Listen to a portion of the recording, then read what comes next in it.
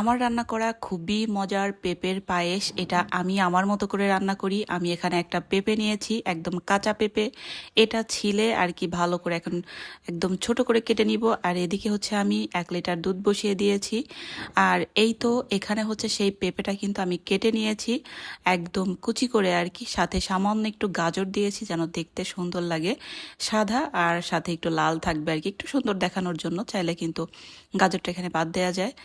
আর এই তো এটা হচ্ছে আমি এখন হালকা করে একটু ভাপ দিয়ে নিব, যেহেতু এটা পেঁপে কষ্ট থাকবেই এই জন্য। আর এখানে হচ্ছে একটু ঘি দিয়ে দিয়েছিলাম, তার মধ্যে বাদাম আর একটু কিশমিশ দিয়ে, আর সেই পানি ঝরানো আর কি চিপে রাখা পেঁপেটা কিন্তু দিয়ে দিলাম হালকা একটু ভেজে। আগে থেকে জাল করে রাখা সেই ঘন দুধটা দিয়ে দিলাম, 2টা এলাচ দিয়েছিলাম যেন সুন্দর একটা ফ্লেভার পাওয়া যায়। মিষ্টি বাড়ানোর জন্য আমি এখানে দিয়েছি কনডেন্স মিল্ক, চাইলে কিন্তু এখানে চিনিটাও ব্যবহার করা যায়। আর এই তো আমি এটা ঘন করে নামিয়ে নিয়েছি।